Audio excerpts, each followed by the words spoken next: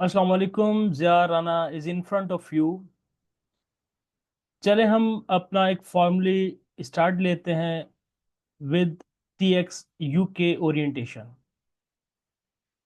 इस वीडियो में हम बात करेंगे यूके टैक्सेशन की बिल्कुल बेसिक चीज़ों की, बेसिक बातों की, और इसमें हम ये डिस्कस करेंगे कि टैक्स का पेपर एक फाइनेंस एक्ट के मुताबिक होता है, और जो स्टूडेंट इन चार में से किसी भी एग्जाम सेशन में पेपर देंगे उन तमाम स्टूडेंट्स के लिए फाइनेंस एक्ट 24 रेलिवेंट है। बेसिकली ये फाइनेंस एक्ट क्या चीज़ होती है? फाइनेंस एक्ट में डिफरेंट तरह के टैक्स रेट्स एंड अलाउंसेस दिए गए होते हैं, जिसकी बेसिस पे आपकी टैक्स कंपटीशंस की जाती है। बेशक वो इंडिविजुअल पर्सन टैक्सेशन हो, कंपनीज टैक्सेस हो, कैपिटल गेन्स हो, या जो भी टैक्स हेड्स हो, उनमें आपके कुछ चीज़ों की बेस पे ये तमाम टैक्स कंपटीशंस की जाती हैं। और जब ये फाइनेंस एक्ट चेंज होता है तो अपडेटेड फाइनेंस एक्ट के मुताबिक आपको अपना कोर्स पढ़ना चाहिए। जो स्टूडेंट जून 25 में, सितंबर 25 में, दिसंबर 25 या मार्च 26 में अपना पेपर देंगे, उन तमाम स्टूडेंट्स के लिए ये ज़रूरी है कि वो मेक श्योर करें कि जो वो स्टडी स्टफ फॉलो कर रहे हैं, वो बेशक कैपलन हो, बीपीपी हो, या आपका जो स्टूडेंट हब है, स्टडी हब है, उसमें फाइनेंस एक्ट 24 के मुताबिक वो अपनी चीज़ें फॉलो करें। If you are taking T X paper in June 25, September 25, December 25 and March 26।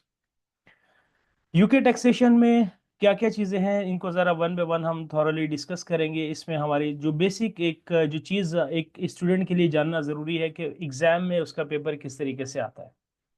हमारे पास एग्ज़ाम में तीन सेक्शंस में ये पेपर डिवाइडेड है, section A, B and C.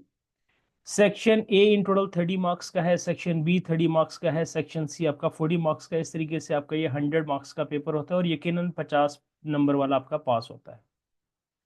Section ए में आपके ऑब्जेक्टिव टेस्ट क्वेश्चंस आते हैं, ओटीक्यूज आते हैं, और ये 15 सवाल होंगे। हर क्वेश्चन की वर्थ होगी 2 मार्क्स, तो इस तरीके से आपके 30 marks for section A. Section A के क्वेश्चंस के बारे में हम नहीं कह सकते कि ये किस एरिया से आते हैं। पूरे सिलेबस में से कहीं से भी ये क्वेश्चन आपका एग्जामिन हो सकता है। When it comes to section B में भी आपके 15 ऑब्जेक्टिव टेस्ट क्वेश्चंस आते हैं, लेकिन ए और बी सेक्शन में फर्क ये है कि सेक्शन ए के क्वेश्चंस आइसोलेटेड क्वेश्चंस होते हैं, जिनका आपस में एक दूसरे से कोई ताल्लुक नहीं होता। लेकिन सेक्शन बी में ये जो 15 सवाल आएंगे, बेसिकली 3 सिनेरियोज आएंगे, और हर सिनेरियो के अपने 5 क्वेश्चंस होंगे। इस तरीके से आपके 3 सिनेरियोज होंगे, 5 क्वेश्चंस होंगे, तो 15 ऑब्जेक्टिव टेस्ट क्वेश्चंस बनेंगे। यहाँ भी हर क्वेश्चन की वर्थ 2 मार्क्स है। आपका सेक्शन बी 30 मार्क्स का आएगा। इसमें एक सिनेरियो आएगा आपके पास कैपिटल गेन्स टैक्स है, दूसरा सिनेरियो आएगा आपके पास इनहेरिटेंस टैक्स है, तीसरा सिनेरियो आएगा आपके पास वैल्यू एडिड टैक्स है। ये हर 3 सिनेरियोज के हर एक सिनेरियो, मतलब एक सिनेरियो दिया होगा, उससे रिलेटेड आगे 5 क्वेश्चन होंगे। वैट का सिनेरियो है तो इससे रिलेटेड 5 क्वेश्चन होंगे, तो इस तरीके से आपके 15 क्वेश्चन बनते हैं, और हर क्वेश्चन 2 मार्क्स का है, 30 marks for section B. Section C में आप देखें, यहाँ पे सीआरक्यू लिखा है। CRQ stands for constructive response questions.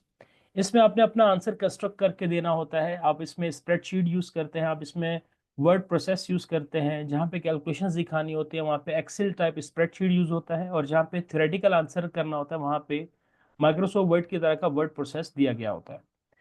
आपके 3 सीआरक्यूज आते हैं। एक आपका आता है इनकम टैक्सेस का, एक आता है आपका कॉर्पोरेशन टैक्स का, एक आता है आपका टैक्स प्लानिंग का। अगर मैं 40 मार्क्स का ब्रेकअप कर दूं तो ये आपका आएगा 15 मार्क्स का। कॉर्पोरेशन टैक्स का सवाल भी 15 नंबर का आता है, और टैक्स प्लानिंग इनफैक्ट आपका आता है 10 मार्क्स का। तो इस तरीके से 15, 15, 30 एंड 10, ये 40 मार्क्स आपके सेक्शन सी में आते हैं। यहाँ पे रहते हुए एक बात बताता चलूं कि अगर ये एक बिल्कुल बेसिक बात है जो आपने डे वन पे अपने माइंड में बिठानी है। हमारे पास 3 आवर्स होते हैं, और हर घंटे में 60 मिनट्स होते हैं। तो आपका ये टोटल 180 मिनट्स आपके पास अवेलेबल टाइम होता है। 180 मिनट्स का अवेलेबल टाइम होता है फॉर 100 मार्क्स पेपर। तो ये 1.8 मिनट का टाइम आपके पास होता है हर एक नंबर के लिए। अगर आप यहाँ पे 2 मार्क का क्वेश्चन कर रहे हैं तो 2 मार्क्स इंटू 1.8, तो ये आपके पास 3.6 मिनट्स का टाइम बनता है।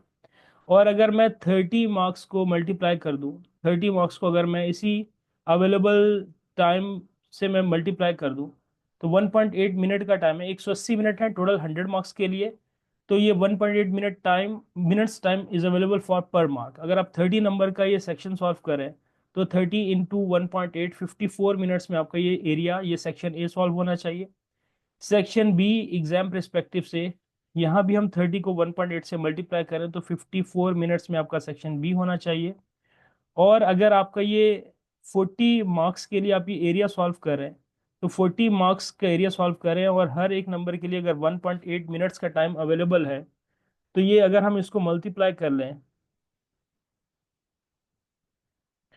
40 मार्क्स इंटू 1.8, तो ये 72 मिनट्स का टाइम आपके पास सेक्शन सी के लिए अवेलेबल है।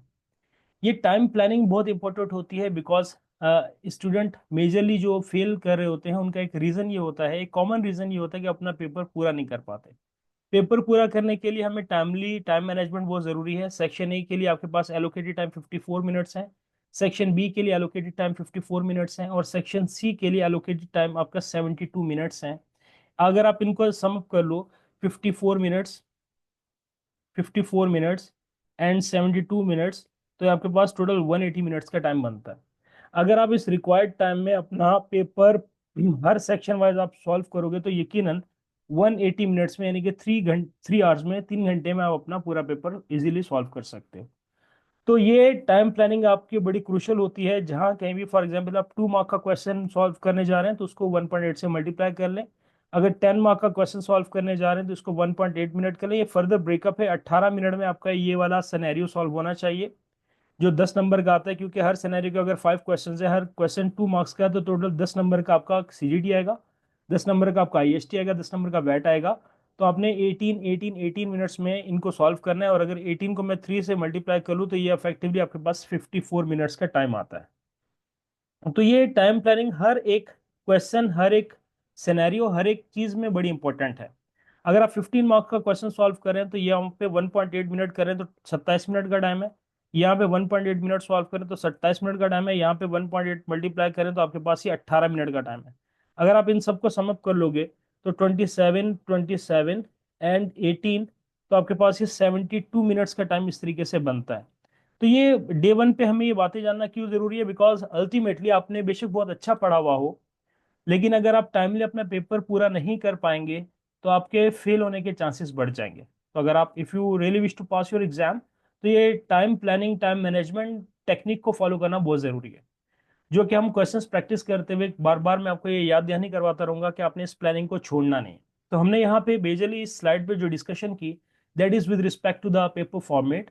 एंड इसमें हमने 3 सेक्शंस की बात की। हर सेक्शन में जो जो क्वेश्चंस आते हैं वो मैंने आपको बताया। इनकम टैक्स होता है individual person taxation, corporation tax होता है कंपनीज की टैक्स कंपटीशन, और टैक्स प्लानिंग कोई स्पेसिफिक एरिया नहीं है, ये बेसिकली कुछ क्वेश्चंस आते हैं, कुछ टेक्निकल क्वेश्चंस आते हैं टैक्स प्लानिंग के, तो ये वहाँ का एरिया है। ये कोई सिलेबस एरिया यानी कि अलग से कोई टॉपिक नहीं है टैक्स प्लानिंग का। ये बेसिकली कुछ क्वेश्चंस की हम प्रैक्टिस करेंगे जिसके बेस पे हम ये टैक्स प्लानिंग के सवाल इजीली अटेम्प्ट कर सकते हैं। अगर हम फर्दर बात करें कि पूरे टैक्स के पेपर में हमें क्या क्या चीज़ें नजर आएंगी, हमें क्या क्या चीज़ें सीखने को मिलेंगी, हम क्या क्या यहाँ पे पढ़ रहे होंगे, तो यहाँ पे एक हेडिंग हमारे पास है जिसमें मेंशन्ड है टाइप्स ऑफ टैक्सेस। तो यहाँ पे टाइप्स ऑफ टैक्सेस को फर्दर कैटेगराइज किया गया है। कुछ टैक्सेस होते हैं कैपिटल नेचर के, कुछ टैक्सेस होते हैं रेवेन्यू नेचर के, कुछ होते हैं नेदर टाइप के, और फिर फर्दर इनको कैटेगराइज किया गया है डायरेक्ट और इनडायरेक्ट के नाम से। इसको अगर हम वन बाय वन डिस्कस करना शुरू करें तो फर्स्ट कैटेगरी हमारे पास है कैपिटल गेन्स टैक्स की। कैपिटल गेन्स टैक्स, देखो जहां पे कोई नॉन करंट एसेट की वजह से टैक्स लग रहा है वो कैपिटल गेन्स टैक्स है। इनहेरिटेंस टैक्स भी आपका कैपिटल टैक्स है। वैल्यू एडिड टैक्स ना तो पैसा कमाने की वजह से लग रहा है, नॉन नॉन करंट एसिड की वजह से लग रहा है, इसलिए वैल्यू एडिड टैक्स को नीदर टैक्स की कैटेगरी में फॉल किया गया। इनकम टैक्स पैसा कमाने की वजह से टैक्स लग रहा है, कॉर्पोरेशन टैक्स कंपनी के प्रॉफिट्स कमाने की वजह से लग रहा है, और एनआईसीज भी एक अलग कैटेगरी है। ये टैक्सेस के साथ साथ नेशनल इंश्योरेंस कॉन्ट्रीब्यूशंस भी पे किए जा रहे होते हैं।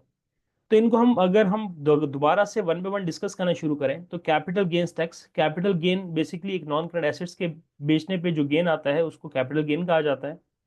यहाँ पे नॉन करंट एसेट की वजह से टैक्स लग रहा है तो इसलिए इसको कैपिटल टैक्स बोला गया, और डायरेक्टली हमने जो गेन कमाया उसकी वजह से टैक्स लगना, उस उतनी अमाउंट पे लगना, इसलिए इसको डायरेक्ट टैक्स नाम दिया गया।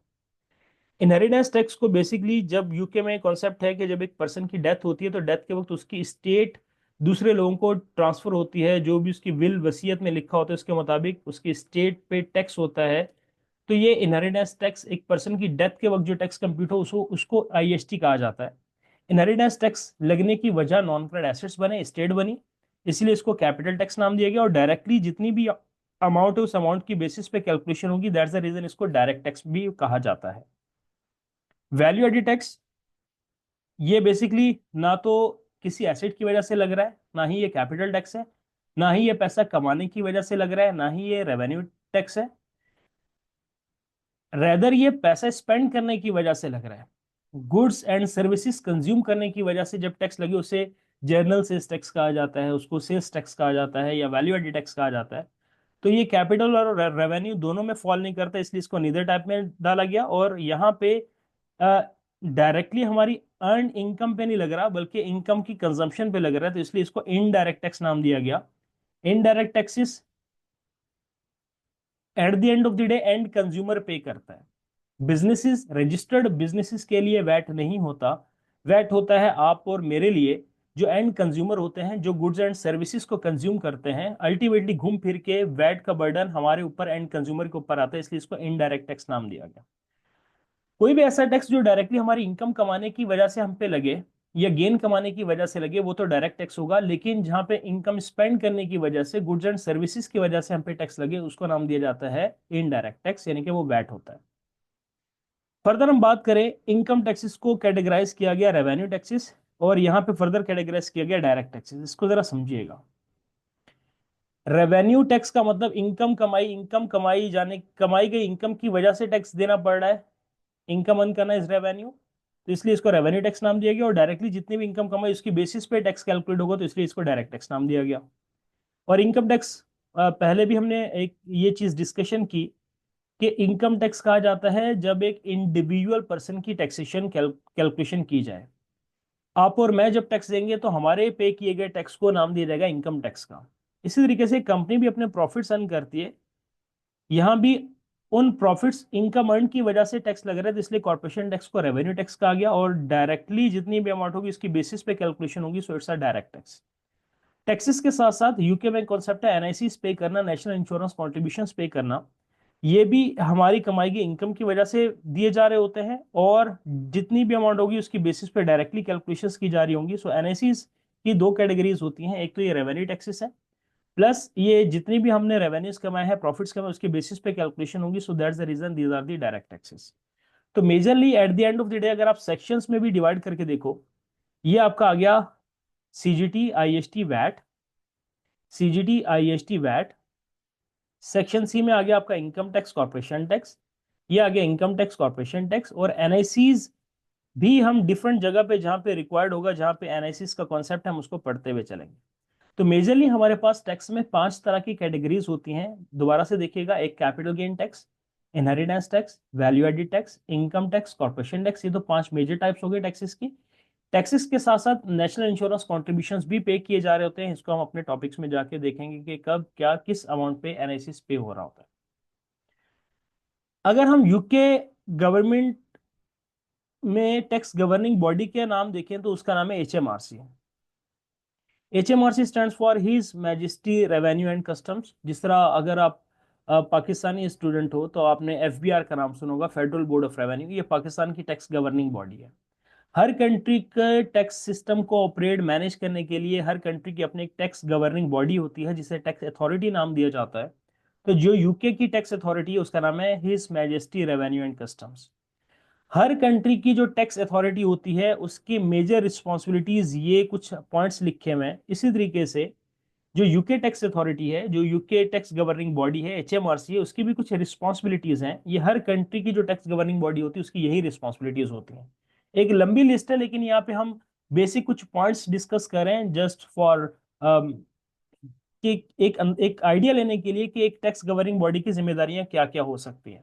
फॉर एग्जाम्पल, टैक्स कलेक्ट करना, टैक्स की पेमेंट्स करना, चाइल्ड बेनिफिट्स पे करना, टैक्स ऑडिट्स कंडक्ट करना, टैक्स पेयर ने अपना जो टैक्स रिटर्न फाइल किया है कि उसने सही कैलकुलेशंस की हैं या नहीं है, उन कैलकुलेशंस को चेक करना, उसके फ्रॉड डिटेक्ट करना। इसके अलावा टैक्स पेयर्स के टैक्स रिकॉर्ड्स को मेंटेन करना, किस किस जगह से हमें फर्दर मजीद टैक्स मिल सकता है, उन एरियाज को आइडेंटिफाई करना। फॉर एग्जांपल रिसेंट पास्ट में आपने देखा होगा कि उबर, क्रीम और इस तरह की जो टैक्सी सर्विसेज हैं ये बहुत ज़्यादा एक कॉमन इनका यूज़ होना शुरू हुआ, तो फिर पाकिस्तानी टैक्स अथॉरिटीज़ ने इस सर्विस पे भी टैक्स लगा दिया। तो इस तरीके से गवर्नमेंट जो टैक्स गवर्निंग बॉडी होती है देखती है कि कौन कौन से पॉसिबल एरियाज है जहाँ पे हम अपना टैक्स जनरेट कर सकते हैं। इसके अलावा अगर किसी भी टैक्स पेयर को टैक्स के मामलात में कोई चीज़ समझ नहीं आ रही, उसको कोई हेल्प चाहिए, तो वो हेल्प प्रोवाइड करना, टैक्स अवेयरनेस देना, टैक्सेशन लॉस की क्लैरिफिकेशन देना, ये लॉ किस पे अप्लाई होता है किस पे नहीं होता, अगर कोई टैक्स पेयर ये जानना चाहे तो टैक्स गवर्निंग बॉडी की जिम्मेदारी है कि वो इस चीज़ पे उसको क्लियर करे। और एजुकेट करना पब्लिक को कि भाई आप अपना टैक्स पे करो, ये तमाम की तमाम जिम्मेदारियां होती है हर एक टैक्स गवर्निंग बॉडी की। तो जो यूके की टैक्स गवर्निंग बॉडी HMRC है, उसकी भी ये तमाम जिम्मेदारियां हैं कि इनको वो तमाम कामों को लेकर चले जो टैक्स से रिलेटेड है। अब जरा यहाँ पे समझिएगा कि कंट्री के भी बहुत सारे एक्सपेंसेस होते हैं। एक कंट्री में जो गवर्नमेंट होती है, उस गवर्नमेंट ने भी बहुत सारे प्रोजेक्ट्स करने होते हैं। फॉर एग्जांपल इंफ्रास्ट्रक्चर बनाना है, रोड्स बनानी है, हॉस्पिटल बनाने हैं, इसके अलावा एजुकेशन प्रोवाइड करनी है। इन तमाम कामों में गवर्नमेंट के खर्चे होते हैं। तो हमारा पे किया गया टैक्स उनके लिए, गवर्नमेंट के लिए, टैक्स बॉडी के लिए रेवेन्यू है। तो इसलिए इसको टैक्स गवर्निंग बॉडीज को रेवेन्यू बॉडीज भी कहा जाता है। जैसे HMRC is a revenue body, हमारा दिया गया टैक्स उनके लिए रेवेन्यू है। तो हम जो टैक्सेस पे करते हैं, गवर्नमेंट उन टैक्सेस को, जो उनका रेवेन्यू, उसको यूज करते हुए मल्टीपल प्रोजेक्ट्स में वो पैसा लगा रही होती है। तो इसी वजह से गवर्नमेंट के खर्चे पूरे करने के लिए हमारा दिया गया टैक्स उनके लिए रेवेन्यू है, इनकम है, और वो अपनी इनकम को बढ़ाने की कोशिश कर रहे होते हैं, और हम बीइंग अ टैक्स पेयर अपने टैक्स को कम करने की कोशिश कर रहे होते हैं। तो यहाँ पे हम आगे ये भी डिस्कस करेंगे कि कौन कौन से ऐसे तरीके हैं कि जिससे हम अपना टैक्स कम कर सकते हैं। देखो भाई, दो तरीके होते हैं कोई भी काम करने के, एक कानूनी तरीका होता है, एक गैर कानूनी तरीका होता है। तो टैक्स अवॉइडेंस और टैक्स इवेजन इसी चीज को एक्सप्लेन करता है। टैक्स अवॉइडेंस को हम टैक्स प्लानिंग भी नाम दे सकते हैं। मैं लिखा तो यहाँ पे बहुत सारा कुछ हुआ है, अब इसको खुद रीड आउट कीजिएगा, मैं सिर्फ आपको थोड़ा सा एक आइडिया देता हूँ कि टैक्स लॉज को फॉलो करते हुए, जो टैक्स में चीजें कानून ने बताई हुई उसको फॉलो करते हुए, फॉर एग्जाम्पल एक चीज की कंपटीशन करने के दो तीन तरीके हैं, और गवर्नमेंट ने अलाउ किया कि भाई ये तीनों पॉसिबल वेज है, आप अपनी मर्जी से अपनी कैलकुलेशन कर लो। तो यकीनन बीइंग अ टैक्स पेयर हम वो वाला ऑप्शन सेलेक्ट करेंगे जिसमें हमारा टैक्स लायबिलिटी कम बनती हो।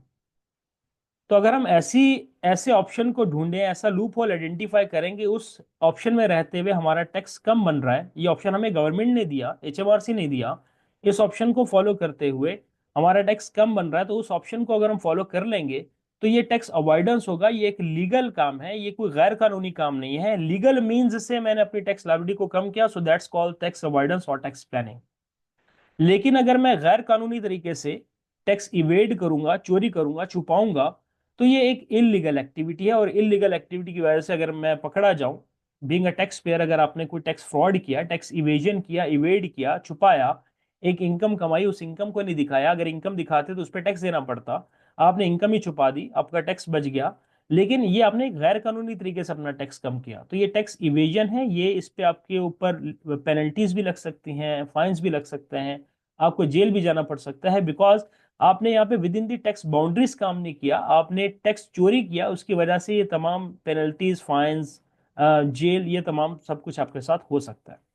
बेसिकली इस स्लाइड से जो दो हेडिंग्स आपके सामने है, tax avoidance and tax evasion, यहाँ पे आपके पास एक OTQ में पूछा जा सकता है कि which of the following statements are correct about tax evasion, और which of the statements are incorrect about tax avoidance और टैक्स इवेजन। तो ये आपको डिफरेंट तरह की स्टेटमेंट्स देता है एग्जामिनर, बताता है कि बताओ टैक्स इवेजन या अवॉइडेंस के हिसाब से कौन सी इनमें से करेक्ट है और कौन सी इनकरेक्ट है। तो आपको क्लियरली आइडेंटिफाई करना होगा, और ये आप जो थियोरेटिकली यहाँ पे लिखा हुआ है, या आप इसको खुद रीड आउट कीजिएगा, मैंने एक्सप्लेन कर दिया, होप कि अब आपको ये तमाम बातें समझ में आएंगी।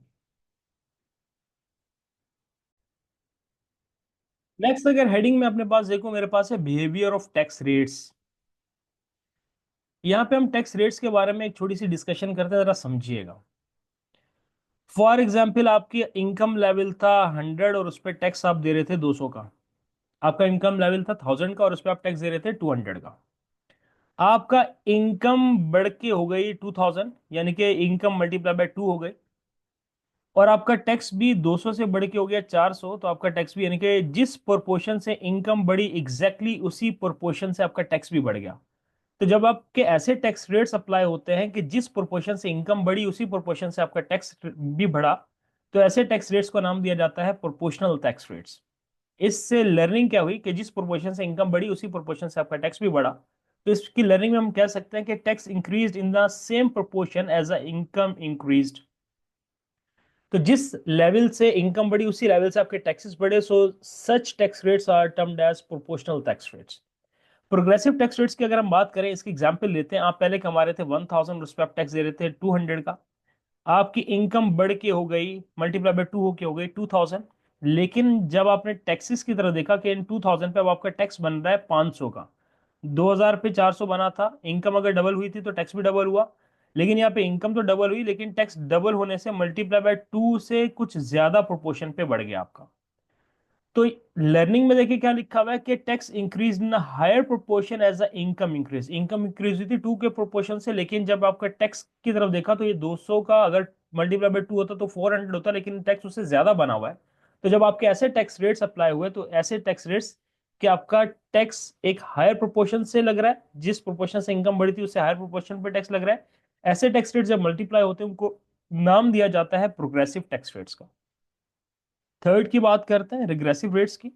इसमें भी आप लर्निंग देखो, यहाँ पे एग्जाम्पल में क्या लिखा है कि आप 1000 कमा रहे थे, टैक्स दे रहे थे 200, आपकी इनकम मल्टीप्लाई बाय 2 होके 2000 हो गई।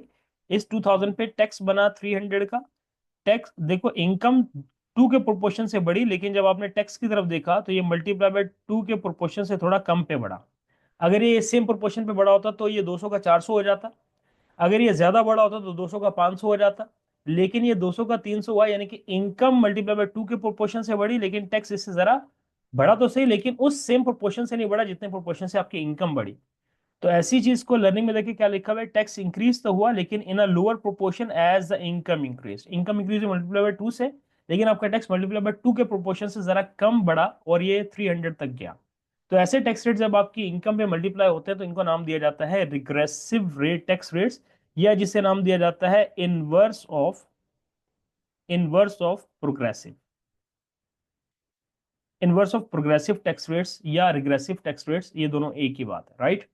तो होप कि अब आपके माइंड में ये रहेगा कि बिहेवियर ऑफ टैक्स रेट्स के टैक्स रेट्स का भी बिहेवियर होता है। क्या वो सेम प्रोपोर्शन से अप्लाई हो रहा है, क्या वो हायर प्रोपोर्शन से अप्लाई हो रहे हैं, क्या वो लोअर प्रोपोर्शन से अप्लाई हो रहे हैं। तो इनके मुताबिक आप आइडेंटिफाई कर सकते हो कि टैक्स रेट किस तरह का है, कि whether it's proportional tax rate, progressive tax rates, और इनवर्स ऑफ प्रोग्रेसिव या रिग्रेसिव टैक्स रेट्स। हम फर्दर बात करें, यहां से हमारा मेजरली एक एरिया की तरफ हम जा रहे हैं, एक सिलेबस एरिया हम बेसिकली स्टार्ट करेंगे इस डिस्कशन से। हमारे पास ये जो कुछ भी हम पढ़ने जा रहे हैं, ये हम पढ़ने जा रहे हैं फाइनेंस एक्ट 2024 के हिसाब से। जो स्टूडेंट जून 25, सितंबर 25, दिसंबर 25 या मार्च 26 में पेपर देंगे, उनके लिए फाइनेंस एक्ट 24 रेलिवेंट है। और हम जो एरिया अब स्टार्ट करने जा रहे हैं वो है इनकम टैक्सेस। इनकम टैक्सेस को नाम दिया जाता है पर्सनल टैक्स का, या जब इंडिविजुअल पर्सन टैक्सेशन कंपटीशन की जाती है तो उसका नाम दिया जाता है इनकम टैक्स का। इनकम देखो, फाइनेंस एक्ट का वर्ड आपकी जो बुक किट वगैरह जो स्टडी मटेरियल आप फॉलो करे होंगे उस पर आपको फाइनेंस एक्ट 24 की हेडिंग मौजूद होना जरूरी है। अगर आप कोई ऐसा स्टडी मटेरियल यूज करें जिसपे फाइनेंस एक्ट 23 या 22 लिखा है तो आपके लिए रेलिवेंट नहीं है, प्लीज उसको चेंज कर लीजिएगा। फाइनेंस एक्ट 24 के मुताबिक जो बच्चे जून 25 से मार्च 26 तक पेपर देंगे उनके लिए एफ ए 2024 रेलिवेंट है। अब जबकि हम बात करें कि इंडिविजुअल पर्सन टैक्सेशन की, मेरी टैक्सेशन आपकी taxation is income taxes, right. हमारा जो इनकम टैक्स है, हम अपने लिए वर्ड यूज करेंगे फिस्कल ईयर। एक individual person taxation income taxes आपके कैलकुलेट होते हैं फिस्कल ईयर की बेस पे। फिस्कल ईयर इसी फाइनेंस एक्ट के अंदर यूज होता है वर्ड फिस्कल ईयर। तो हमारे लिए जो फिस्कल ईयर है वो 24-25 रेलिवेंट है। अगर कोई आपसे बोले कि भाई आप इन 4 एग्जाम सेशन में से जब कभी भी पेपर दोगे तो आपके लिए रेलिवेंट फिस्कल ईयर कौन सा है, फाइनेंस एक्ट 24 तो है लेकिन इसके लिए फिस्कल ईयर कौन सा है, तो आप बता सकते हैं कि हमारे लिए रेलिवेंट फिस्कल ईयर 24-25 है। किसी भी इंडिविजुअल पर्सन की टैक्स कंपटीशन के लिए फिस्कल ईयर बेसिस होती है। हमारे एग्जामिनेबल फिस्कल ईयर है 24-25, जो कि 6 अप्रैल 24 से स्टार्ट होता है, 5 अप्रैल 25 पे एंड होता है। फॉर एग्जाम्पल, पाकिस्तान का जो टैक्स ईयर है ये हर साल जुलाई से शुरू होता है, 1 जुलाई से, और नेक्स्ट ईयर 30 जून तक जाता है। जो यूके का टैक्स ईयर है ये हर साल 6 अप्रैल से शुरू होता है और ये जाता है 5 अप्रैल तक। अब आगे जरा समझिएगा, फिस्कल ईयर 24-25 स्टार्ट होगा 6 अप्रैल 24 से और एंड होगा 5 अप्रैल 25 तक। हम एक इनकम टैक्स कंप्यूटेशन के लिए जितने भी टैक्स कंप्यूटेशन सीखेंगे वो इस फिस्कल ईयर 24-25 के मुताबिक सीखेंगे। तो ये डेट अपने माइंड में बिठा लें कि income taxes under finance act 24, income taxes will be based on the fiscal year 24-25 which starts on 6 April 24 and ends on 5 April 25. And this fiscal year 24-25 is relevant to those who are taking TX UK exam in the period from June 25 to March 26. In fact, 4 exam sessions में, इन 4 exam session में आप बच्चे जो income tax computation करेंगे वो fiscal year 24-25 के मुताबिक करेंगे, और ये फिस्कल ईयर 6 अप्रैल 24 को स्टार्ट होता है, 5 अप्रैल 25 को जाके एंड होगा। अब इनकम टैक्स कंप्यूटेशंस के लिए एक इंडिविजुअल पर्सन की टैक्सेशन के लिए हमारे लिए जरूरी है कि हम एक पर्सन के सोर्सेस ऑफ इनकम जानें। फॉर एग्जाम्पल, अगर मैंने अपना टैक्स कंप्यूट करना है, चले आप अपने एग्जाम्पल ले लिया, आपने अपना टैक्स कंप्यूट करना है, तो आपको सबसे पहले अपने सोर्सेस ऑफ इनकम जानने होंगे। आप तमाम तरह के सोर्सेस ऑफ इनकम को एडअप करके टोटल इनकम तक जाएंगे। फॉर एग्जाम्पल, आप 3 तरह की इनकम कमाते हो, तो उन 3 तरह की इनकम पे अलग अलग टैक्स नहीं होगा, आपकी तीनों तरह की इनकम एडअप की जाएगी। फॉर एग्जाम्पल, आप 5 तरह की इनकम कमाते हो, तो 5 तरह की इनकम पे अलग अलग टैक्स नहीं होगा, 5 तरह की इनकम को पहले सम अप किया जाएगा, टोटल इनकम तक जाया जाएगा। और किसी भी इंडिविजुअल पर्सन के मैक्सिमम सोर्सेस ऑफ इनकम हो सकते हैं 6 तरह के, इनके अलावा सातवां कोई नहीं होगा। अगर गैम्बलिंग इनकम है, सट्टेबाजी में आपने कुछ पैसा जीता है, तो वो यहाँ पे रिफ्लेक्ट नहीं करेंगे, बिकॉज वो इलीगल इनकम है, इलीगल एक्टिविटी। तो वैसी गैर कानूनी काम से आपने कोई पैसा कमाया तो आप उसको यहाँ पे यकीनन शो नहीं करोगे। तो जो लीगल वेज ऑफ अर्निंग है वो मेजरली आपके 6 तरह के हैं। प्रॉपर्टी इनकम है, एम्प्लॉयमेंट इनकम है, ट्रेडिंग इनकम है, इंटरेस्ट इनकम है, डिविडेंड इनकम है, पेंशन इनकम है। रिपीट करते दोबारा से, आप अपने हिसाब से सोचे, आपकी अगर आप एक इंडिविजुअल पर्सन हो, आपने अपनी टैक्स कंप्यूटेशन करने फिजिकल ईयर 24-25 के लिए, तो आप सबसे पहले सोर्सेस ऑफ इनकम देखोगे। किसी भी इंडिविजुअल पर्सन के मैक्सिमम 6 तरह के सोर्सेस ऑफ इनकम हो सकते हैं। Property income, employment income, trading income, interest income, dividend income और पेंशन इनकम। इन 6 के अलावा कुछ सातवां सोर्स ऑफ इनकम नहीं होगा। इनकम टैक्सेस में बेसिकली ये जितने भी सोर्सेस ऑफ इनकम है अलग अलग टॉपिक्स है, इनको हम सेपरेटली अलग अलग पढ़ेंगे। बहरहाल एक ओवरव्यू दे रहा हूँ आपको, एक ग्लोबल पिक्चर दे रहा हूँ आपको कि इनकम टैक्सेस में रहते हुए होगा क्या, कि एक इंडिविजुअल पर्सन ने पूरे फिस्कल ईयर में जितने भी तरह के सोर्सेस ऑफ इनकम कमाए, इनको एडअप करके आप जाओगे टोटल इनकम तक। अब ऐसा जरूरी नहीं है कि एक पर्सन की ये 6 के 6 सोर्सेस ऑफ इनकम लाजमी हो। शायद सिर्फ एक हो एम्प्लॉयमेंट इनकम हो, शायद सिर्फ एक हो, एक बंदा सिर्फ काम कारोबार करता है उसकी ट्रेडिंग इनकम हो, शायद दो हो, एक बंदे ने अपनी प्रॉपर्टीज रेंट पे दी है तो रेंटल इनकम हो, वो साथ में अपना काम कारोबार करता है तो ट्रेडिंग इनकम हो। शायद ये दो हो सकते हैं कि एक बंदा जॉब करता है तो एम्प्लॉयमेंट इनकम, उसने कुछ पैसा सेविंग इनकम से अर्न करता है। या ऐसा पॉसिबल है कि एक बंदा इन्वेस्टमेंट्स करके बैठा है, उन इन्वेस्टमेंट्स में कुछ पैसा मिलता है इंटरेस्ट के फॉर्म में, और कुछ शेयर्स में इन्वेस्टमेंट है तो वहां से पैसा मिलता है डिविडेंड के फॉर्म में। तो इट्स नॉट नेसेसरी कि किसी भी पर्सन के 6 के 6 सोर्सेज ऑफ इनकम ही हो। अगर 6 के 6 दिए हैं तो सबको एडअप कर लो, अगर इनमें से कोई 1 2 3 या 4 या 5 दिए हुए उनको एडअप करवा लो। एनीवेज, आप इन जो गिवन सोर्सेज ऑफ इनकम होते हैं क्वेश्चन में दिए गए होते हैं उनको आप एडअप करके टोटल इनकम तक जाओगे। इस टोटल इनकम में से फिर आप एक टैक्स फ्री इनकम को माइनस करोगे। देखो, टोटल इनकम तो आपने कमा ली, लेकिन एचएमआरसी ने कहा कि जाओ हम आपको कुछ अमाउंट छोड़ देते हैं, पर्सनल अलाउंस दे देते हैं। पर्सनल अलाउंस का आप ऐसा समझ लो tax free income. Tax free income कितनी है भाईजान? फिजिकल ईयर जो 24-25 है इसके लिए पर्सनल अलाउंस आपके पास है 12570, यानी कि जितना भी आपने टोटल कमाया। फॉर एग्जाम्पल, आपने 35,000 की टोटल इनकम है, आपके तमाम सोर्सेज को एडअप करके 35,000 आया, उसमें से 12570 छोड़ दिया जाएगा, ये माइनस कर दिया जाएगा, ये पर्सनल अलाउंस है, ये टैक्स फ्री इनकम है, इतनी अमाउंट तक कोई टैक्स नहीं है। फिजिकल ईयर 24-25 के लिए अमाउंट है 12570। Standard personal allowance for the physical year 24-25 is 12570। और ये अमाउंट अगर आप भूल भी जाओ तो गम नहीं है, ये अमाउंट आपके टैक्स रेट्स और अलाउंसेस में गिवन होती है, आप ड्यूरिंग एग्जाम वहां से खोल के देख सकते हो। टोटल इनकम से पर्सन अलाउंस माइनस किया तो आपके पास फाइनली टैक्सेबल इनकम आ गई। ये वो इनकम होगी जिस पे अब टैक्स रेट्स मल्टीप्लाई होंगे और आपकी टैक्स लायबिलिटी कैलकुलेट होंगी। दोबारा से सीखते हैं, हमने यहाँ पे क्या देखा? हमने कहा कि इनकम टैक्सेस कंप्यूटेशन के लिए, पर्सनल टैक्सेस के लिए, इंडिविजुअल पर्सन की टैक्सेशन के लिए किसी भी पर्सन के मैक्सिमम 6 तरह के सोर्सेस ऑफ इनकम हो सकते हैं।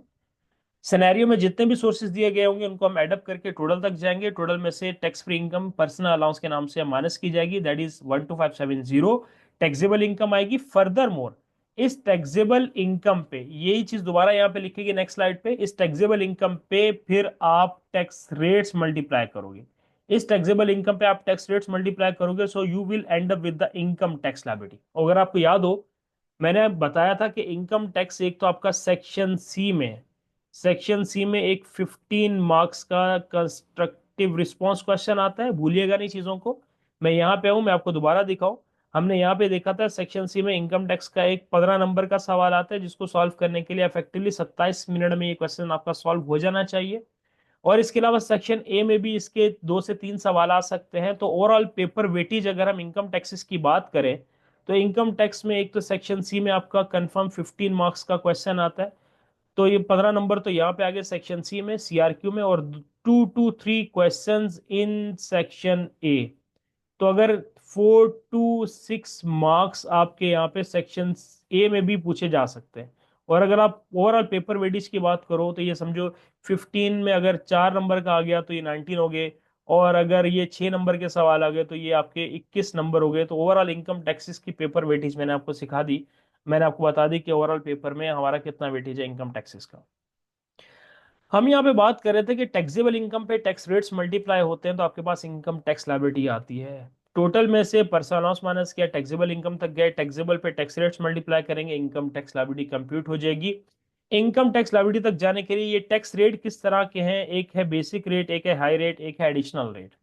अगर एक टैक्स पेयर ने की टैक्सेबल इनकम 1 पाउंड से लेकर 37,700 पाउंड के इन बिटवीन है, तो उतनी अमाउंट तक टैक्स रेट लगेगा 20%। अगर टैक्सेबल इनकम 37,700 से ज्यादा है लेकिन 125,140 से कम है, तो इतनी अमाउंट जो इस बैंड के इन बिटवीन आएगी उस पर टैक्स रेट होगा 40%।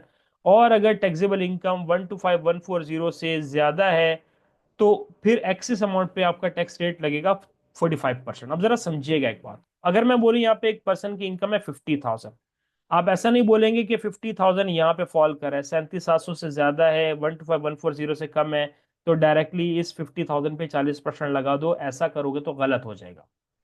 हमने इन बैंड फॉर्म्स को लेकर चलना है। हमने कहा 50 में से शुरू के 37,700 तक रेट लगेगा 20%, और 50,000 में से जो एक्स अमाउंट बचेगी उस अमाउंट पे टैक्स रेट लगेगा 40%। क्या मतलब हुआ? ये बैंड्स फॉर्म है, ये स्लैब्स है। आपकी इनकम अगर 50,000 है तो आप डायरेक्टली ऐसे नहीं चेक करोगे कि 37,700 से ज्यादा है तो चलो डायरेक्टली 40% लगा दो, नहीं। ऐसा करोगे गलत हो जाएगा।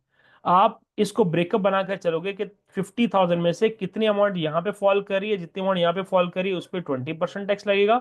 और जो भी अमाउंट 37,701 से 125,140 तक जाते जाते, मैंने एज्यूम किया था हमारी इनकम है 50,000 तक, तो यहाँ पे हम ये डिफरेंस लेंगे इन दोनों का, इस डिफरेंस पे आपका टैक्स रेट लगेगा 40% का। यही चीज सीखने के लिए आगे हमारे पास कोई 6 से 8 एग्जाम्पल्स हैं, हम उनमें ये चीज डिस्कस करेंगे कि how to apply the tax rates according to the band limits, और इनकम टैक्स लायबिलिटी कैसे कंप्यूट होती है, यही सारा कुछ हम आगे सीखते हुए चलेंगे, डोंट वरी। अब एक और चीज बता दूं, फॉर एग्जाम्पल एक पर्सन की इनकम है, वो एक पर्सन जो 20% तक का टैक्स देता है उसको नाम दिया जाएगा basic rate tax payer. For example अगर हम बोले कि एक पर्सन की टैक्सेबल इनकम आ गई 20,000, अब 20,000 इसी बैंड के इन बिटवीन फॉलो हो रही है, इस पे एक ही तरह का टैक्स रेट लगेगा और मैक्सिमम टैक्स रेट लगेगा 20% का। तो ऐसा पर्सन जो मैक्सिमम 20% का टैक्स देगा उसको नाम दिया जाएगा बेसिक रेट टैक्स पेयर। एक पर्सन जो टैक्सेस देता है जिसका टैक्स रेट 40% तक जाता है उसको नाम दिया जाएगा हाई रेट टैक्स पेयर। और अगर एक ऐसा टैक्स पेयर जिसका टैक्स रेट 45% तक जाता है उसको नाम दिया जाएगा एडिशनल रेट टैक्स पेयर। तो बेसिकली ये नाम हमने यहीं से निकाल लिए। बेसिक रेट है, हाई रेट है, एडिशनल रेट है। ऐसा पर्सन, फॉर एग्जाम्पल आप 20% तक टैक्स देते हो तो you would be basic rate tax payer. मैं अगर टैक्स देता हूँ 40% तक तो मैं हूँ, मेरा स्टेटस होगा हाई रेट टैक्स पेयर। और अगर एक थर्ड पर्सन है जिसका टैक्स रेट 45% पे जाके टच होता है, so that person status would be additional rate taxpayer। BRTP, HRTP and ARTP ये आपने याद रखना है। ये basically status of tax payers हैं कि वो बंदा बेसिक रेट का टैक्स पेयर है, हाई रेट का टैक्स पेयर है या एडिशनल रेट टैक्स पेयर है। जैसा मैंने आपको बताया कि ये टेक्स्ट कंप्यूटेशन सीखने के लिए कुछ बेसिक हमारे पास एग्जांपल्स हैं, चीजें हैं, तो हम वन बाय वन इनको अब अटेम्प्ट करते हुए चलेंगे। मेरे साथ रहिएगा प्लीज। एग्जाम्पल वन में हमें कह रहा है कि टोटल इनकम है 30,000। फॉर एग्जाम्पल तमाम तरह के सोर्सेज को एडअप करने के बाद ये अमाउंट आपको दी गई है टोटल इनकम। टोटल इनकम कह रहे हैं 30,000 है और रिक्वायरमेंट में बोला कि कैलकुलेट द टैक्सेबल इनकम। हमें पता है कि टोटल में से पर्सनल अलाउंस माइनस होता है, तो टोटल अगर 30,000 दी हुई है और personal allowance for the physical year 24-25 is 12,570, तो हमारे पास टैक्सेबल इनकम आ जाएगी। एंड टैक्सेबल इनकम इन दोनों का डिफरेंस होगा, दैट इज 17,430। 30,000 में से 12,570 माइनस करेंगे, 17,430, ये टैक्सेबल इनकम आ गई, राइट। एग्जाम्पल टू में टोटल इनकम दी हुई है 10,000 और रिक्वायरमेंट में अगेन रिक्वायरमेंट सेम है, टैक्सेबल इनकम कैलकुलेट करनी है। फॉर्मूला सेम रहेगा, टोटल में से 10,000 टोटल दी गई है, इसमें से पर्सनल अलाउंस यानी कि टैक्स फ्री इनकम माइनस होगी। वैसे तो स्टैंडर्ड अमाउंट है 12,570, ये माइनस करेंगे तो आपके पास टैक्सेबल इनकम कंप्यूट हो जाएगी। और टैक्सेबल इनकम यहाँ पे जो कंप्यूट हो रही है वो नेगेटिव अमाउंट आ रही है 2,570। देखो ये पर्सनल लॉस ना हमें रिलीफ देने के लिए दिया गया कि जाओ, आपको हमने बख्श दी, कुछ अमाउंट छोड़ दी, इतनी अमाउंट तक कोई टैक्स नहीं है।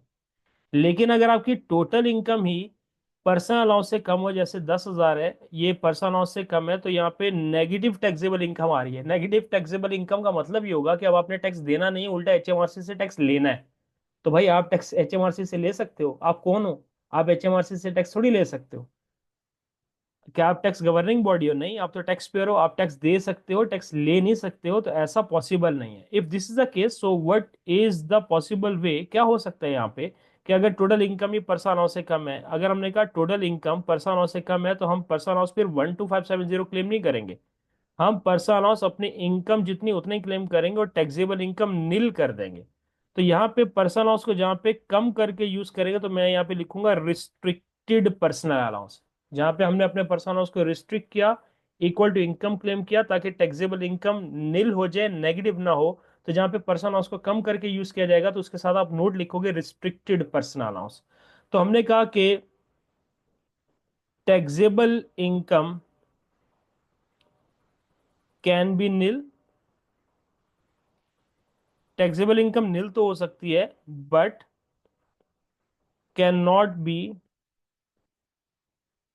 अ negative figure. Taxable income negative figure की तौर पे तो नहीं आ सकता, ये नील तो हो सकता है। तो इन दो चीजों के लिए हमने नोट लिख दिया।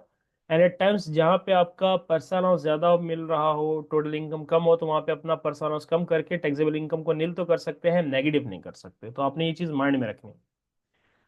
If you talk about example three, तो यहाँ पे टोटल इनकम दी गई है 35,000। अब रिक्वायरमेंट चेंज हो गई है, requirement is to calculate the income tax liability. अब हमें टैक्सेबल इनकम से एक स्टेप आगे बढ़ के आईटीएल तक जाना है। तो अब हम एग्जाम्पल थ्री को अटेम्प्ट करते हैं। देन अगेन हमने कहा टोटल में से टोटल अमाउंट अब दी गई है 35,000। इसमें से सबसे पहले पीए पर्सनल अलाउंस माइनस करो 12,570 का, तो आपके पास टैक्सेबल इनकम आ जाएगी।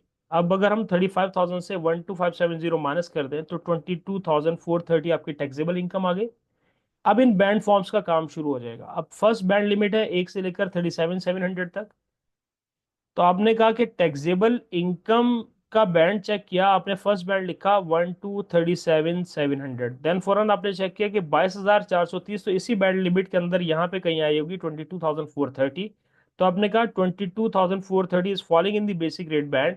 सो अफेक्टिवली इस पे जो टैक्स रेट होगा दैट वुड बी 20%। सो आपकी लाइबिलिटी हो जाएगी 4,486। So that is your income tax liability.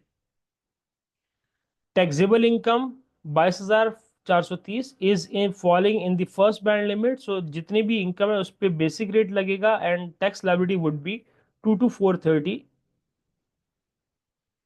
into 0.2, that is 4,486 would be your income tax liability for example number 3। Example four की हम क्विकली बात करें। टोटल इनकम दी हुई है 57,850 and requirement income tax liability तक जाना है। मैं बार बार इसलिए लिख रहा हूं ताकि आपके माइंड में बैठ जाए कि स्टेप्स क्या फॉलो करने होते हैं। टोटल इनकम दी गई है 57,850। इसमें से आप माइनस कर दोगे personal allowance, that is standard personal allowance for this physical year is 12,570 and taxable income let me calculate.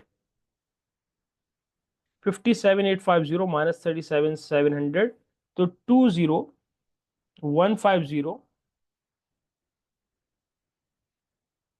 Okay my bad, 57,850 में से अगर मैं पर्सनल लॉस माइनस कर दूं 12,570, तो 45,280, 45,280 आपकी टैक्सेबल इनकम आ गई। अब ये बेसिक बैंड से ज्यादा है, बेसिक बैंड लिमिट होती है 1 से 37,700, तो हमने कहा टोटल 55,280 में से जितनी अमाउंट बेसिक बैंड में गई इस पे तो टैक्स लगेगा 20%, सो दैट इज 7,540, 7,540। फिर आपने कहा कि अब 37,701 से आगे बढ़ो और टोटल टैक्सेबल इनकम तक जाके रुको, दैट इज 45,280। अब डिफरेंस आ गया 7,580 का। अब इस डिफरेंस पे, ये जो डिफरेंस आपका हाई रेट में फॉल कर रहा है, हाई रेट टैक्स पेयर होता है, 40% पे टैक्स देता है, 7,580 का 40% आपके पास आ गया 3,032। तो इस तरीके से हमने यहाँ पे दोनों को सम अप करके कहा income tax liability would B 10,572, 10,572, that is your income tax liability. अब देखो 57,850 था, मैं यहाँ से एग्जाम्पल देता हूँ। हमने कहा 57,850 में से जितनी अमाउंट 30 बेसिक बैंड में गई उस पर 20% टैक्स 7,540, और यहाँ पे डिफरेंस बचता कितना है, हमने कहा कि अगर 57,850 आपकी टोटल अमाउंट है, इसमें से 37,700 पे तो बेसिक रेट पे टैक्स लगेगा, 57,850 में से अगर 37,700 को माइनस कर दें तो ये डिफरेंस आ रहा है,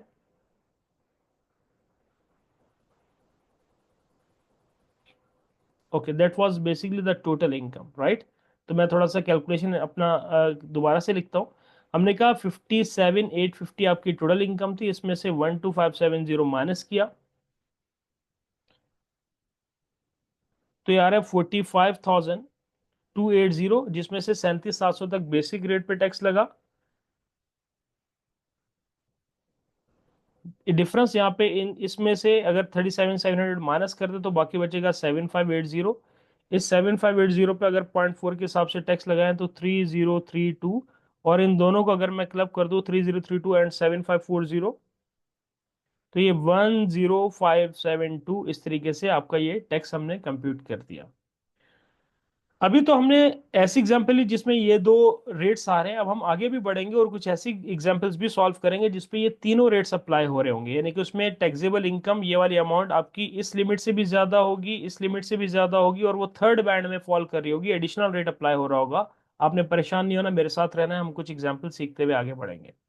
एग्जाम्पल 4 तक तो हमने सॉल्व कर लिया, इनकम टैक्स लायबिलिटी आ गया हमारे पास 10572। अगर हम फर्दर एग्जाम्पल 5 की बात करें, अब देखें यहाँ पे गौर करना है, अब आपने पिछले क्वेश्चंस में हर सवाल में टोटल इनकम दी गई थी, टोटल इनकम दी गई थी, अब यहाँ पे डायरेक्टली टैक्सेबल इनकम दी गई है। अब टोटल इनकम एक एक्स अमाउंट थी, जिसमें से आपका यकीनन पर्सनल अलाउंस माइनस हुआ होगा 12,570, तो यहाँ पे टैक्सेबल इनकम डायरेक्टली आपको दे दी गई है 112,000। अब आपने एक और करना है, एट टाइम्स ऐसा होता है कि क्वेश्चंस में टोटल नहीं दी गई होती, डायरेक्टली टैक्सेबल दी गई होती है, तो अक्सर स्टूडेंट बच्चे यहाँ पे मिस्टेक करते हैं, वो पर्सनल अलाउंस को दोबारा से माइनस कर देते हैं। तो हमने केयरफुली देखना है कि कौन सी इनकम दी गई है, अगर ये टैक्सेबल इनकम दी गई है तो इसको टैक्सेबल के सामने प्लेस करना है। अब अगेन यहाँ पे आप देखो, टैक्सेबल इनकम 1,12,000 है, 1,12,000 37,700 से ज्यादा है, लेकिन 125,140 से कम है। तो बेसिकली इस क्वेश्चन में भी आपके दो तरह के टैक्स रेट लगेंगे। अब अगर मैं ऐसी सिनेरियो में अब आपको रख के समझा दूं, अब हमारे एग्जाम्पल में दिया हुआ है 112,000 इनकम दी गई है, टैक्सेबल इनकम है, इसमें से 37,700 पे अलग लगेगा, और जो डिफरेंस बचेगा इस डिफरेंस पे एक्स अमाउंट पे आपका अलग टैक्स बनेगा, तो फिर ये टैक्स लायबिलिटीज चेंज हो जाएंगी। तो जरा इसको क्विकली जरा सॉल्व करने की कोशिश करते हैं। हमने कहा हमारी टैक्सेबल इनकम 37,700 से ज्यादा है, फर्स्ट बैंड लिमिट से ज्यादा है, सेकंड बैंड लिमिट से कम है। तो आए जरा कैलकुलेशन परफॉर्म करते हैं। हमने सबसे पहले बेसिक रेट बैंड की लिमिट लिखी 1,37,700। हमने कहा इस अमाउंट में से 37,700 तक टैक्स रेट लगेगा 20%, टैक्स लायबिलिटी होगी 7,540। फिर हमने कहा 37,701 से आगे बढ़ते हैं और कहाँ तक जाना है, जितनी हमारी टैक्सेबल इनकम दी गई है। अगर टैक्सेबल इनकम 125,140 तक दी गई हो तब भी हम इस तरह लिखेंगे, अगर इससे ज्यादा हो तो 125,140 पे रुकना है हमने। फिलहाल हमारी टैक्सेबल इनकम 1,12,000 थी, तो 37,701 से आगे बढ़े 1,12,000, इन दोनों का डिफरेंस चेक कर लें। अगर क्विकली हम दोनों का डिफरेंस ले रहे हैं, हम 112,000 से 37,700 माइनस कर दें,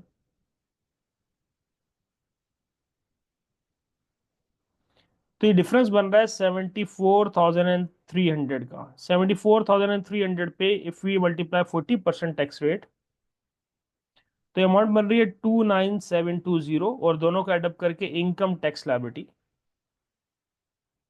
दैट इज 37,260, ये आपकी टैक्स लायबिलिटी आ गई। एक चीज चेक करने के लिए, रीचेक के लिए, इन दोनों का sum must be equal to your total taxable income. Check कर लो, 37,700 प्लस 74,300 दैट्स इक्वल टू 112,000। अगर इसी तरीके से मैं प्रीवियस एग्जांपल में चेक करवा दूं, आप इन दोनों को सम अप करो, the sum must be equal to your total taxable income, क्योंकि इसी को तो हमने ब्रेक किया into the basic band limit and the high rate band limit. तो 37,700 and 7,580 both are equal to 4,5,280। आगे बढ़ते हैं, एग्जाम्पल नंबर 6 सॉल्व करते हैं। एग्जाम्पल 6 में देन अगेन टैक्सेबल इनकम दी हुई है 150,000 और रिक्वायरमेंट है इनकम टैक्स लायबिलिटी की। डायरेक्टली हमें इस सवाल में देन अगेन टैक्सेबल इनकम दे दी गई है 1.5 लाख की। 150,000 की टैक्सेबल इनकम है। अब आप जरा नोट करें, 150,000 की taxable income, basic rate band limit जो 37,700 तक है इससे भी ज्यादा है, हाई रेट बैंड लिमिट से भी ज्यादा है, और ये फॉल कर रही है थर्ड बैंड लिमिट। तो अब हम किस तरीके से अपने टैक्स रेट्स अप्लाई करेंगे? इनफैक्ट इस एग्जाम्पल में हम तीनों तरह के टैक्स रेट्स अप्लाई कर रहे होंगे। मैंने कहा बेसिक बैंड में जो अमाउंट चली गई 37,700, इस 150 में से शुरू की 37,700 तक टैक्स रेट लगेगा 20%, अमाउंट आ जाएगी 7,540। फिर हम 37,701 से आगे बढ़ेंगे। अब अगर ये अमाउंट इस तरह 125,140 से कम होती तो मैं वो वाली अमाउंट एग्जैक्टली यहाँ पे लिखता, लेकिन अब प्रॉब्लम ये है कि अब ये अमाउंट टोटल टैक्सेबल इनकम 125,140 से ज्यादा है, तो हम मैक्सिमम 125,140 तक रुक सकते हैं। यहां तक अगर आप डिफरेंस लो 125,140 माइनस 37,700, तो ये डिफरेंस आ रहा है 87,440। अब इतनी अमाउंट तक टैक्स रेट लगना चाहिए 40%। टैक्स लायबिलिटी आ रही है यहाँ तक 34,976। अब आगे बढ़ेंगे, हमने कहा 125,141 से आगे बढ़ो और टोटल टैक्सेबल इनकम जा रही है 150,000 तक। अब इन दोनों अमाउंट्स का डिफरेंस लेते हैं, 150,000 माइनस 125,140, 24,860, इतनी अमाउंट तक टैक्स रेट लगना चाहिए 45%। तो 24,860 पे अगर हम 0.45 मल्टीप्लाई कर दें तो दैट इज 11,187। और अगर इन तीनों अमाउंट्स को हम सम अप कर दें तो अब आपके पास टोटल टैक्स लायबिलिटी आ जाएगी 34,976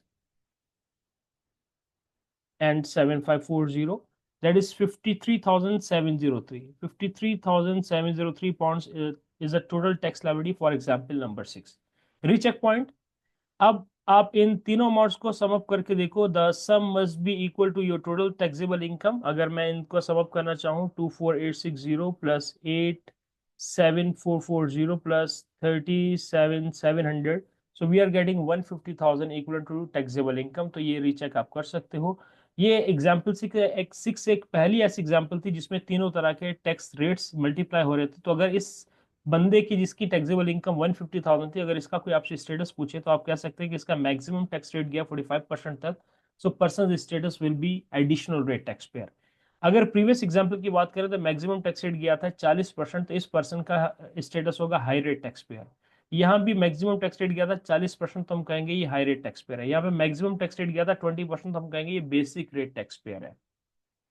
जिस तरह हमने एग्जांपल 6 की उसमें हमने देखा कि टैक्सेबल इनकम 150,000 है, ये आपकी सेकंड बैंड लिमिट जो 125,140 है इससे भी ज्यादा है, तो आपके तीनों तरह के टैक्स रेट्स लगे। तो मैं अब आपको यहाँ पे एक रिक्वेस्ट कर रहा हूँ कि आप प्लीज वीडियो जरा पॉज करें और एग्जांपल 7 और 8 जरा अपने तौर पे अटेम्प्ट करके देखें और चेक करें, फिर वीडियो से मैच करें आपका आंसर सही आया या गलत आया। तो जरा वीडियो को क्विकली पॉज करें और जरा इन दो एग्जाम्पल्स को, ये लास्ट एग्जाम्पल्स है हमारे कॉन्सेप्ट की, तो हाँ, इस तरीके से हमारा ये जो फर्स्ट चैप्टर है जिसको आप ओरिएंटेशन या इंट्रोडक्शन टू टीएक्स कह सकते हैं, ये हमारा कंप्लीट हो जाएगा। But before completing it, try these two last examples at your own first.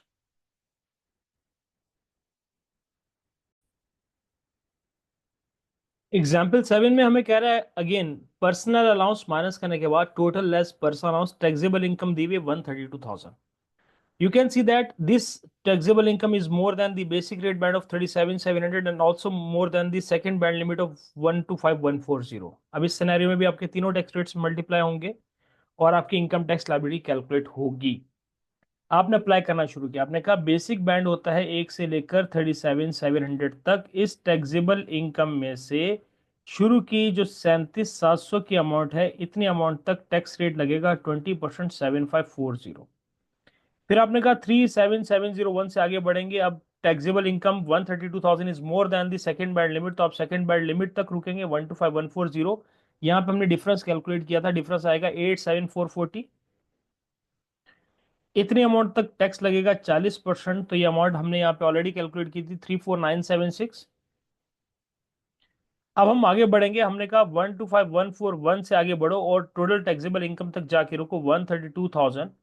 अब इन दोनों अमाउंट्स का डिफरेंस लें. 132,000 माइनस 125,140.